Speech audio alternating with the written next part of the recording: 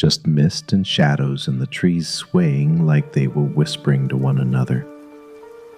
But I swear to you, it was still there, in the distance, that crying.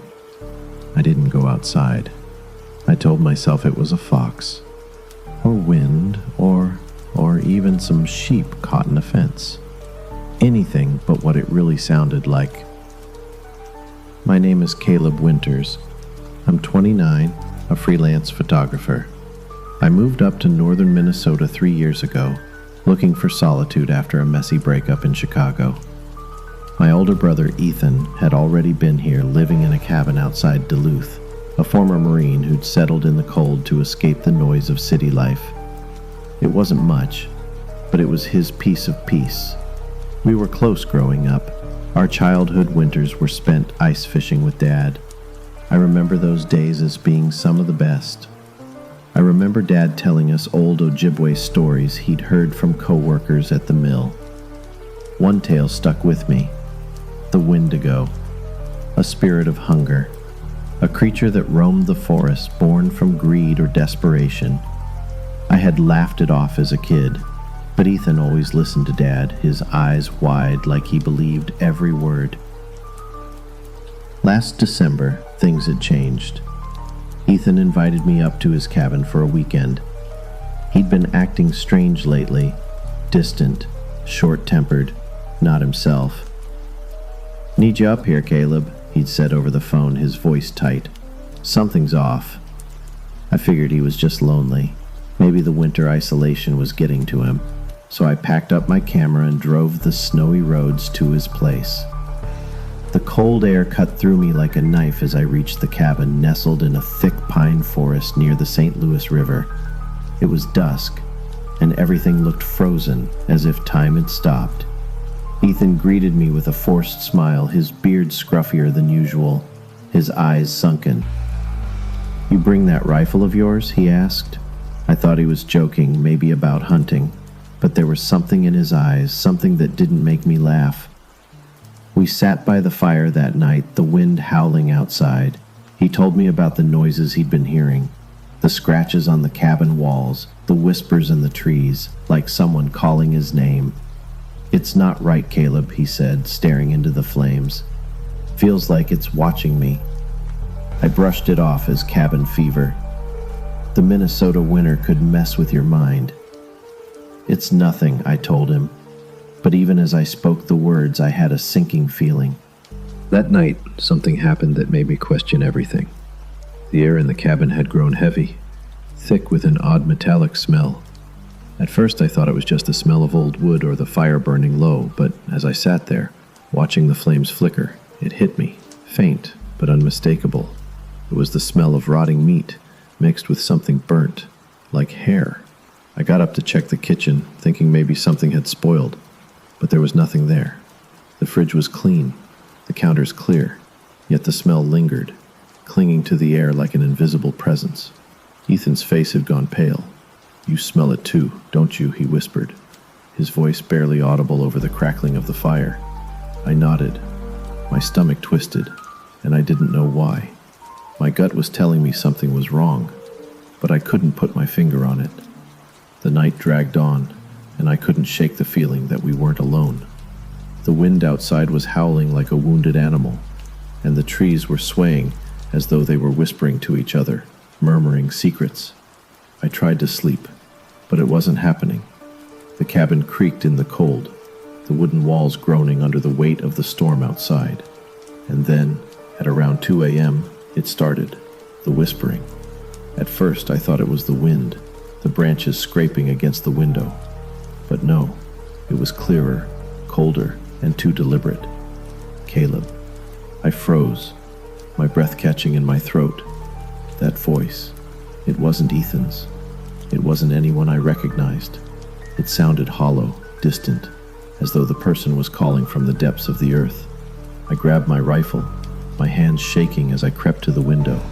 The snow outside glowed faintly in the moonlight, the trees standing tall like dark sentinels. And then I saw it. At the edge of the forest, just beyond the tree line, there was something tall, too tall. It stood there, motionless, its silhouette barely visible in the dark. But there was no mistaking the shape.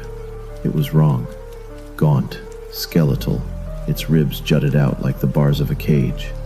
The skin stretched tight over bones, gray and sickly.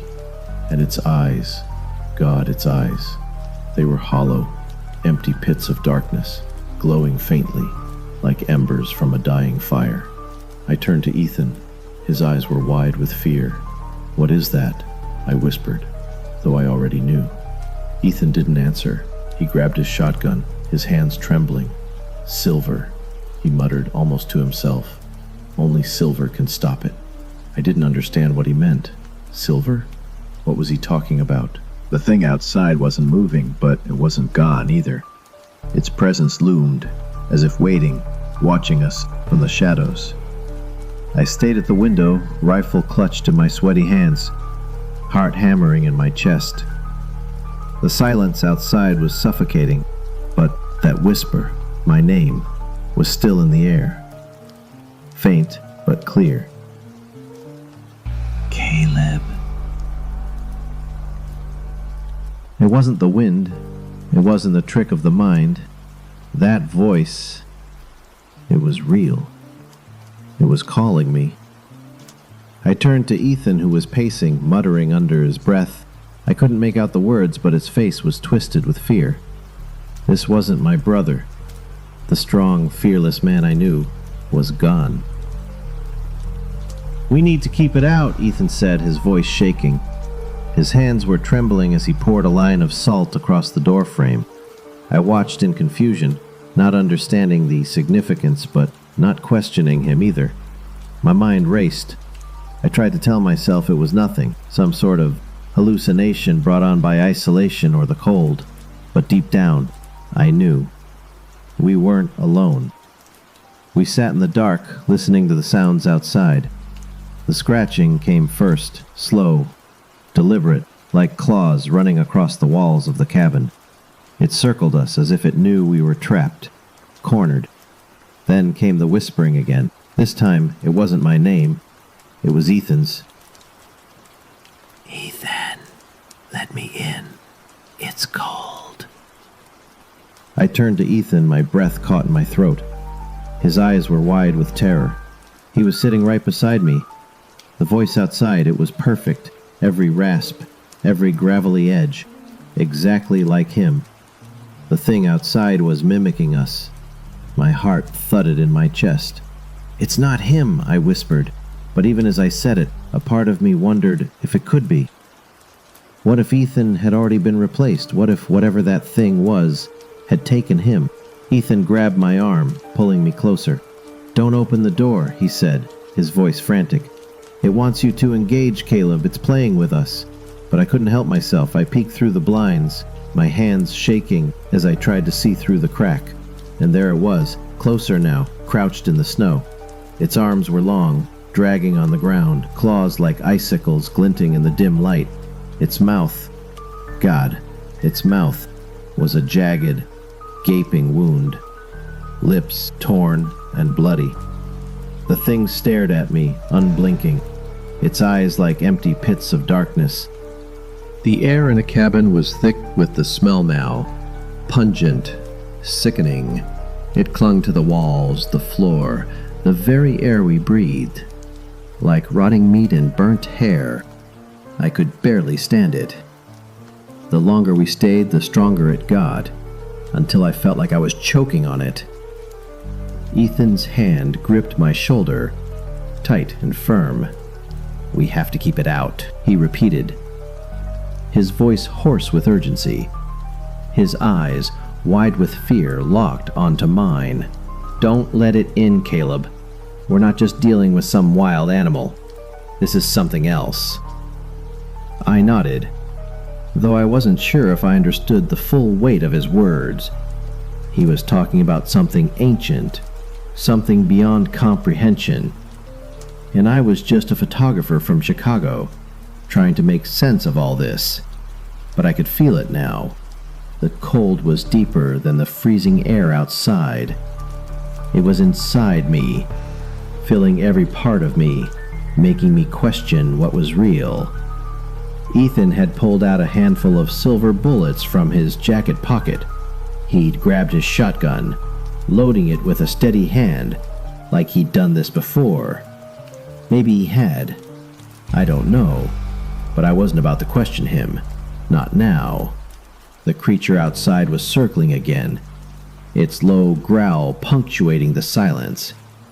The scraping of its claws against the wood was relentless, a constant reminder of how close it was. Ethan and I sat, frozen, listening to the sounds that seemed to come from every direction. Then, as if it had been waiting for us to get comfortable in our paranoia, the voice came again. This time, it wasn't a whisper. It was clear, as if Ethan was standing right behind me, his breath cold against my ear. "Caleb." But Ethan was right there. He was sitting across from me, gripping his rifle, his breath ragged in the icy air. "Caleb, let me in." The voice was too perfect. It was identical to Ethan's, and it wasn't the first time it had called my name, but this time, it was different. It felt like it knew us, like it had studied us, like it knew how to make us question our every move. Ethan was already moving, his hand reaching for the doorframe, scattering salt in a steady, deliberate motion. "It's a spirit," he said quietly, as if he were trying to convince himself more than me. "Only silver can stop it. And salt. It might hold it back for a while." I didn't understand all of it, but the terror in his eyes told me I didn't need to. And then came the worst sound yet. A slow thud, coming from above us. I froze. It was upstairs, in the attic. The thud echoed in the cabin, vibrating through the floorboards, so heavy and deliberate that it seemed to rattle my bones. My heart skipped a beat. I could feel the walls closing in, the weight of something ancient and malevolent pressing down on us. Ethan didn't speak. He didn't have to. His eyes met mine, wide with a terror I had never seen before. It was the kind of fear that cut through all pretense, all bravado. It wasn't a wild animal. It wasn't something explainable. Whatever was up there, it wasn't human. "It's inside," I whispered, my voice barely a breath. I didn't even want to say it out loud, as if acknowledging it might make it worse. Ethan's hand shot out, pulling me toward the door, and the urgency in his movements told me we didn't have much time. "We need to get out. Now." I stood frozen, still listening to the scratching, the eerie whispers that had started again, this time more frantic, more insistent. "Caleb." The voice sounded like it was everywhere at once. Ethan shoved me toward the door, his grip tightening around my wrist. "Run!" he yelled, but something stopped me. Something in my gut twisted and I turned back, looking toward the attic hatch. It creaked. The sound of footsteps, slow and deliberate, grew louder above us. My stomach churned. Whatever it was coming for us. As we reached the threshold, the door rattled violently, like something or someone was trying to get in. I swung the door open, but before we could get more than a few steps outside, the attic hatch burst open above us. Time seemed to slow as a figure dropped down from the attic. It wasn't Ethan. I could tell that right away. The figure stood tall, its body twisted and emaciated, its skin stretched tight over bones gray and cracked. The face, it was wrong. It looked like Ethan, but it wasn't him. The eyes were hollow, glowing faintly with an unnatural light. Its mouth was stretched wide, a grin too jagged and too monstrous to be human.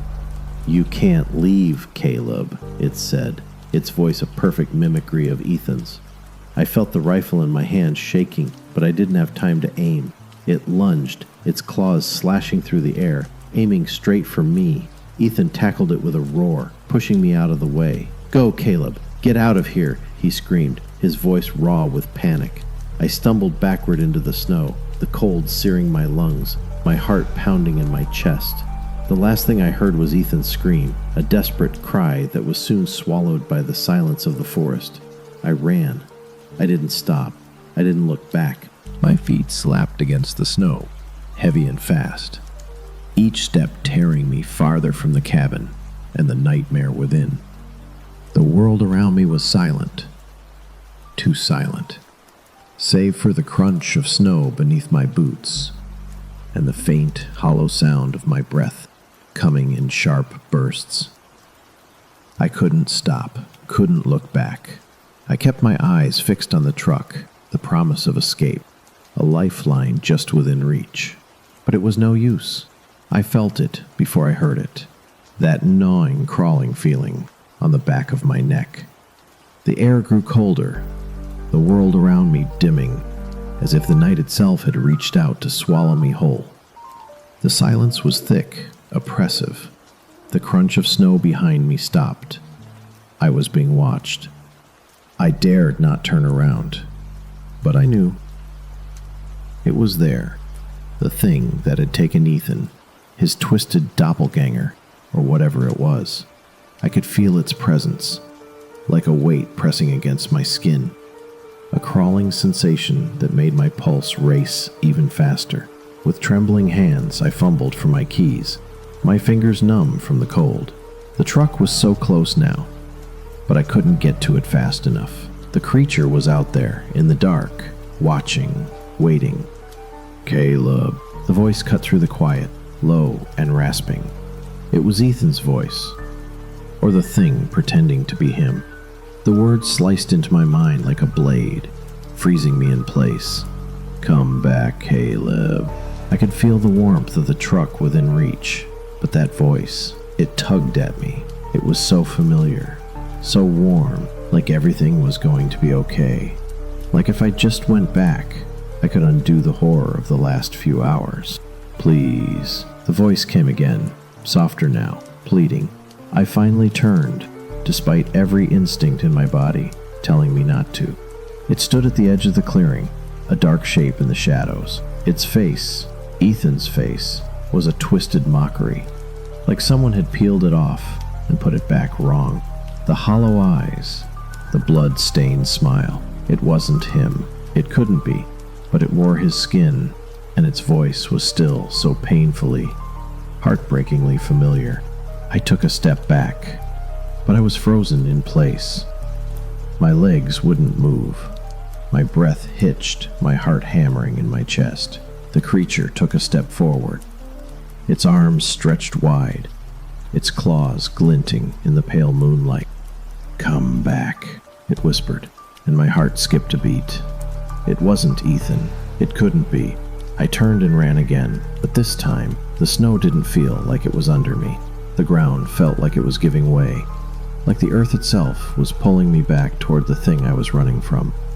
The voice, the laughter, echoed in my mind, relentless. I reached the truck, threw open the door, and slammed it shut behind me. I was inside now, safe for the moment. But even with the engine roaring to life, I couldn't shake the feeling that I was still being watched. The eyes were still there, somewhere in the dark, waiting, watching. My hands gripped the steering wheel so tightly, my knuckles white, and I didn't dare look into the rear-view mirror. The truck's headlights illuminated the empty road ahead, but everything around me felt like it was swallowing the light. The cold had started to seep in, even with the heater running full blast. The air felt damp, like something was closing in, pressing in from all sides. My breath fogged up the windshield, and I wiped it away with the back of my sleeve, my eyes flicking to the forest lining the road. It was all dark, black shadows, twisting in the corners of my vision. I couldn't see it, but I could feel it. That thing, still out there. It wasn't done with me. And that voice, the sound of Ethan's voice, calling out to me as if he was still alive, still out there, waiting for me to come back. It wasn't him, I knew it wasn't, but the pull in my chest, it felt so real, so convincing. I hit the gas, my foot pushing harder, faster, like that could outrun whatever was behind me. The snow kicked up from the tires, spraying up into the night, but it wasn't enough. It never was. I knew it would follow. It always followed. The road was winding now, the headlights catching glimpses of the woods, but they were darker than I remembered. The trees looked like jagged claws reaching out, grasping for me. Every shadow felt like it was moving, and I kept telling myself it was just my mind, that I was losing it, that I was too tired, too cold, and I needed to keep driving, keep going. But I couldn't shake the feeling that I wasn't alone, and then there was something, a flicker of movement in the trees, a shadow too large, too fast to be a deer or a bear. It was there, just on the edge of the light. I slammed on the brakes, the truck skidding to a stop, and I turned my head toward the forest. My breath caught in my throat as my eyes locked onto a figure standing just beyond the tree line. It wasn't Ethan. It was it, that twisted thing with its pale, stretched skin, its hollow eyes glowing faintly in the dark. It stood motionless for a moment, just watching me. I threw the truck into reverse, slamming my foot on the pedal, but the engine stalled. The air was thick now, like something was pressing in from all sides, suffocating me. I tried again, but nothing. The engine sputtered, died. The thing took a step forward. I was trapped. Panic surged through me. I fumbled with the keys, trying to restart the engine, but my hands were shaking too violently. The cold was creeping in, seeping through the seams of the truck like an unwelcome guest. I could feel the weight of the thing's presence even before I turned my head. It was closer now. I could see its shape more clearly. Its ribs jutted out from beneath its skin like a grotesque mockery of a human form. Its eyes were glowing, pale, ember-like orbs of hunger. Its mouth was an unhinged gash stretching unnaturally wide, revealing jagged, rotting teeth. It stepped closer. I could hear it breathing, a low rasp that scraped against my ears. Each breath seemed to draw nearer, each step sending a chill down my spine. I slammed my foot on the accelerator again, but the truck was completely dead. The creature was too close now, too close for anything to matter. I was going to die here, just like Ethan. But then, a strange noise broke the silence. A screech, a howl that tore through the stillness of the night. For a moment, the thing paused.